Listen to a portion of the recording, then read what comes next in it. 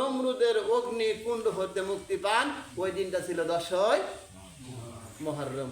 এরপরে মূসা কালিমুল্লাহ ওনাকে যখন ওনার সাহাবী সহ ফেরাউন সদল বলে দাওয়া করে, আল্লাহর পয়গম্বর সাগরের ভিতরে লাঠি দিয়ে বাড়ি দেওয়ার সাথে সাথে একটা সড়ক হয়ে গেল, রাস্তা হয়ে গেল, উনি চলে গেল। এখন ফেরাউন দেখে এই রাস্তা দিয়ে মূসা গেল, আমি আর গেলি আবার সমস্যা কি, দেখছেন না ব্যাপার, আমিও চলে যাই। কেতাবের ভিতরে আছে মধ্যে পথে গেছে, এমরাও অর্ধেক ওমরাও অর্ধেক। এইখানে যাবার পরে আল্লাহ তাআলা 2 মোরকার পানি আইনা সাগরে ডুবাইয়া মারছে, সুবহানাল্লাহ বলেন। ওই দিনটা ছিল মুহররমের 10 তারিখ।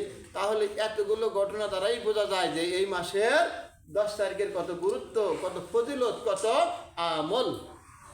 শুধু কি তাই, নবী পরিবারের জ্যেষ্ঠ সন্তান হযরতে ইমাম হোসেন রাদিয়াল্লাহু তাআলা আনহু কারবালার প্রান্তরে বাইরে আমার নির্মমভাবে যেই দিন শহীদ হন, ওই দিন ছিল মুহররমের 10 তারিখ। সুবহানাল্লাহ।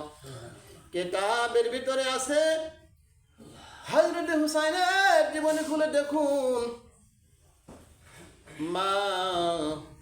মা বোন যারা ছিল তাদের পেটে কোনো খানা নাই, না খাইতে পেট খানা এরকম করে খড়ির মতো কাঠ হয়ে গেছে। আরে ছোট্ট ছোট্ট বাচ্চারা এরকম পানি মা খানা দাও, মা খানা দাও, মা খানা দাও এরকম বলে বলে কান্দে।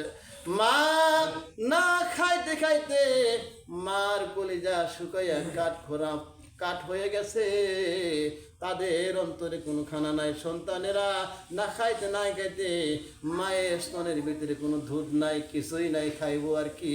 মা ওই মায়ের জিহ্বা চাটিয়া সন্তানেরা জীবন বাঁচায়। হঠাৎ করে এই সন্তানেরা মায়ের দুধ চাটিয়া যখন তাদের ক্ষুধা নিবারণ করে, এজিদ বাহিনী ফোরাত কুল ঘেরাও করে রাখছে, কোনো পানি দেয় না, কিছুই দেয় না। এই মায়ের জিভায় আর কোনো রস নাই, পানি নাই। হযরতে শহর বানু এইবার দেখে বলেন, প্রাণের স্বামী আমার, আপনার হয়তো এজিদের সাথে বিরোধ থাকতে পারে, আমার প্রাণের সন্তানের সাথে কোনো বিরোধ নাই।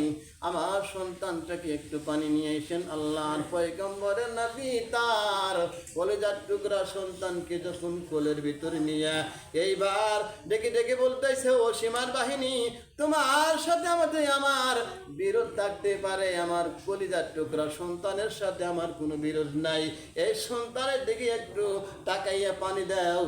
এই কথা বলার পরে যখন ঠিক আছে নাও পানি নাও, এই পানি যখন নেওয়ার জন্য বলছে, আল্লাহর পয়গম্বরের নাতি খুশি হইয়া সন্তানের জন্য যখন পানি আনার জন্য গেছে, এইবার পানি আনবে, সন্তানকে পানি দিবে, ওই ইহুদি বাহিনী, কাফের বাহিনী একটা তীর ছুড়ছে, 2টা তীর ছুড়ছে। এই তীরখানা ছোট্ট বাচ্চার কলিজার ভিতরে লাগিয়া এরকম করে ফিনকি দিয়ে রক্তগুলো যেরকম বাড়ায় এরকম করে বের হচ্ছে। ওই শিশু সন্তান গলা কাটা কবিতরের মতো এইবার ছটফট করে বাবার কোলের ভিতরে যখন মারা যাচ্ছে, মা কান্দে, শহর বানু কান্দে, সকিনা কান্দে, কেউ সহ্য করে পারে না। ইমাম হোসেন রাদিয়াল্লাহু তাআলা আনহু মারা সন্তান চোখের পানি ছেড়ে দিয়া তার বিবি শহর বানুর কাছে আনিয়া ডাকিয়া বলে, প্রাণের বিবি রে আয়, আমি তো আমার সন্তানকে পানি খিলানোর জন্য নিয়ে গিয়েছিলাম, ও আমার বিবি আমার সন্তানকে জনমের মধ্যে পানি খিলাইছি। জোরে জোরে বলেন সুবহানাল্লাহ।